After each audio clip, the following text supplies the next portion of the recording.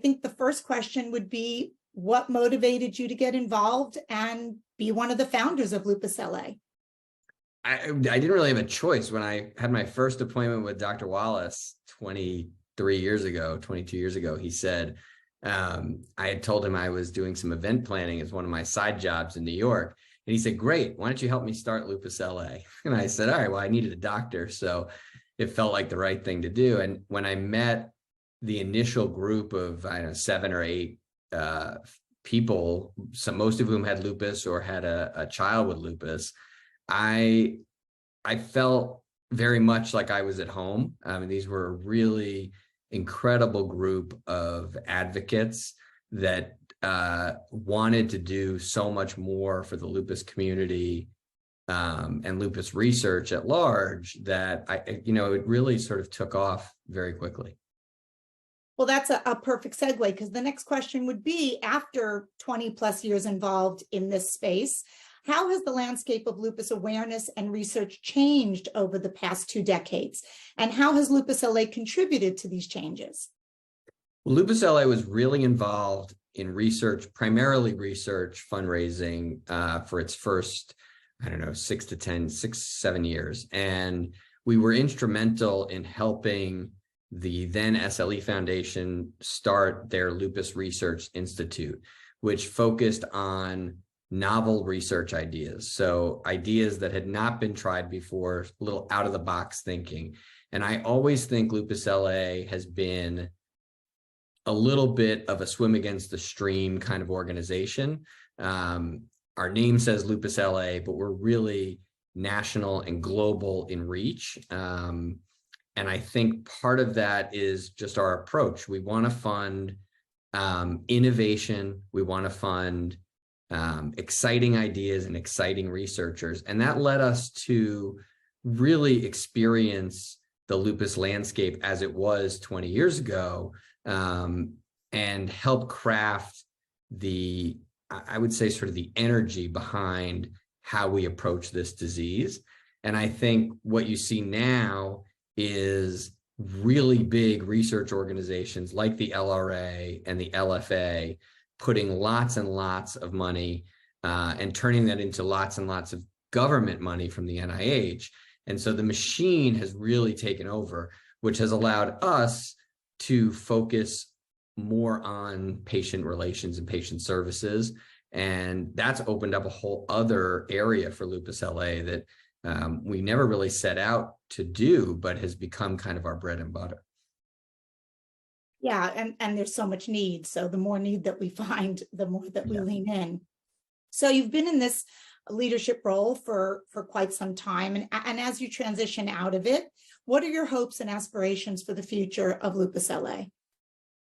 Well, I'm extremely excited about the new leadership team. Marissa Tancheron-Whedon and Stacey Uberstein are both just so energetic and so committed and really understand where the potential is in Lupus LA.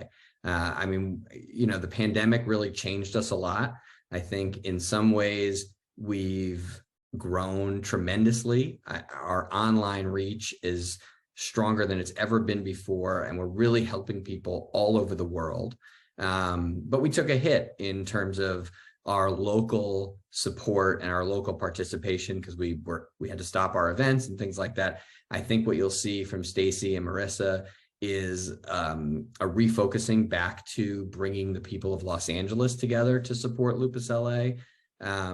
But I think that the incredible support we've gotten recently from the pharmaceutical companies and from corporate sponsorships is allowing us to reach so many more people than we were ever able to reach before.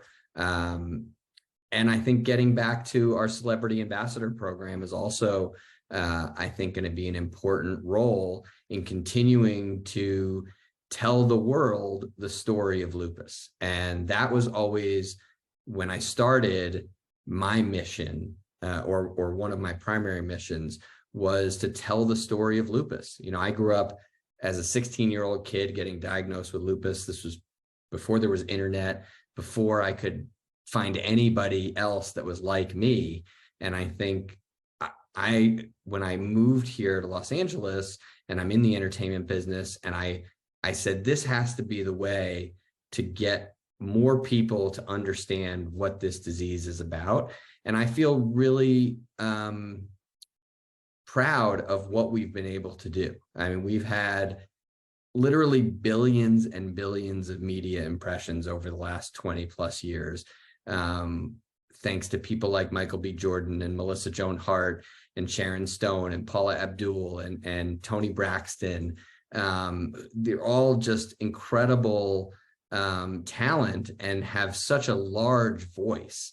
And when you can reach so many people in this world through social media and TV and magazines, and it's just made a big difference. I can tell you tangibly, we can see, when I was first diagnosed, I could say to somebody, I have lupus, and 9 out of 10 people would say, never heard of it. Now I think that number's down to 1 out of 10, 2 out of 10. I mean, that's not a scientific study, but I can tell you that I believe that some of the work we've done has drastically changed the landscape for those getting diagnosed today.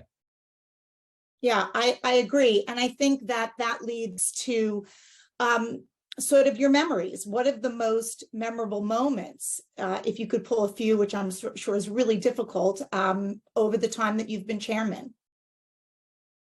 I think I can remember our very first event. It was in Malibu in the backyard of a private home. And we had Howie D from the Backstreet Boys. And this was 2000 when they were the biggest group in the world. And in this really intimate setting, and we raised $75,000 and we were over the moon. And, looking at that and where we've come now and having events, on the Fox lot, honoring Michael B. Jordan, and on the New York street with 400 people and Seal performing. And, those are some incredible moments. And, I'm very proud of the fact that this board of leaders has remained steady. I mean, a lot of these people have been with this board for a very long time. And I have a lot of memories with them of going through sort of the ups and downs of this organization together.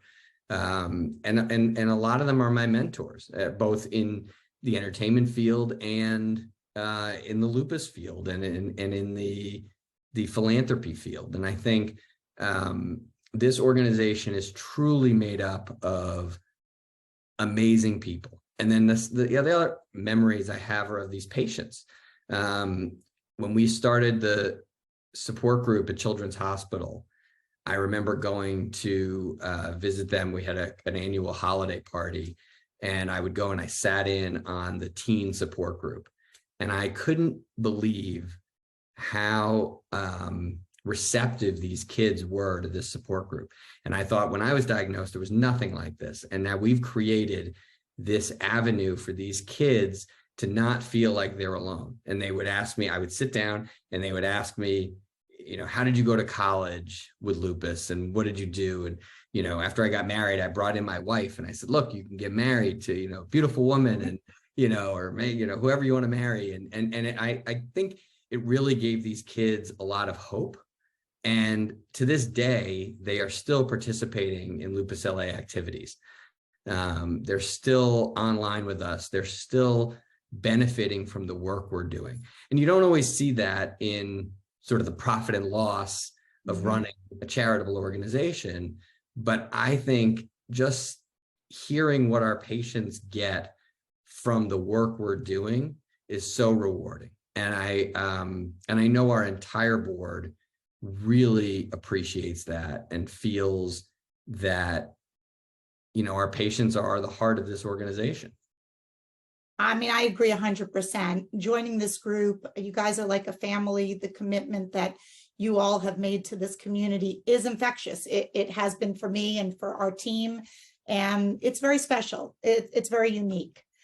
So now that you're going to be in the position of founding chair, which you deserve, but we're not allowing you to go very far. So how do you see yourself contributing to the mission of Lupus LA or the broader lupus community beyond your chairman position? Well, I don't know life without Lupus LA since 20 something years, almost half my life.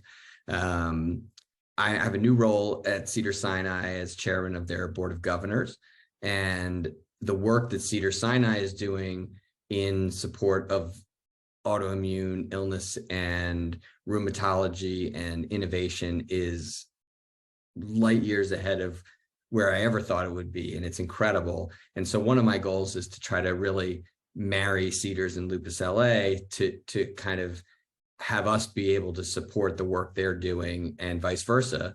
And I think that's one of the ways I'm going to stay involved, but I can't help dipping my toe into the event world. I was thinking about it the other day, every event this organization has ever done, I have been there and I've been a part of planning. And so I don't know what I'll do if I can't actually sort of express my opinion.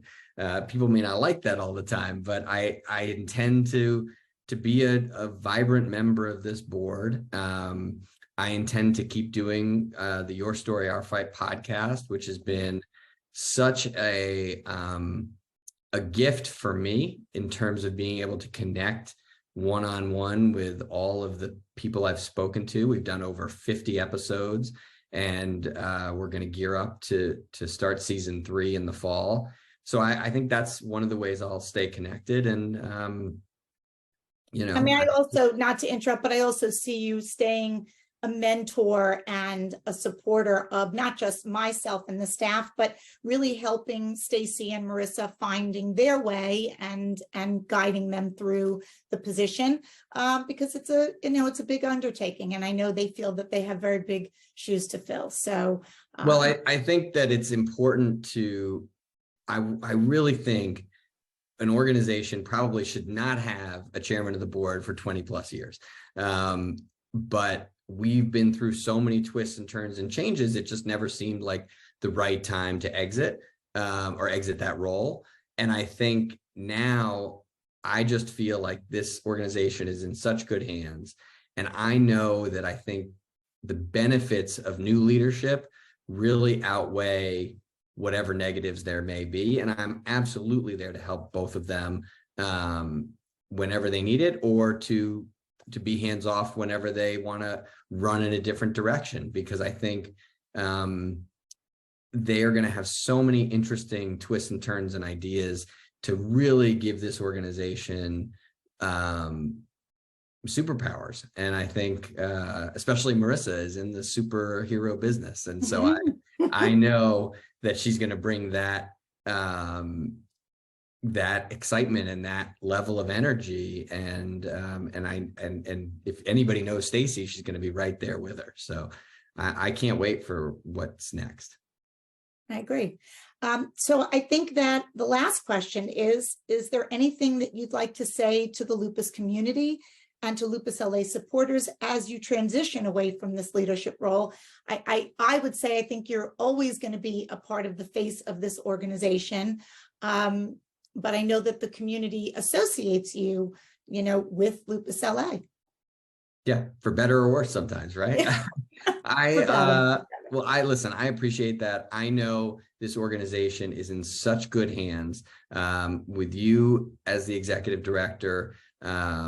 I know we have stabilized a lot of sort of the behind the scenes, things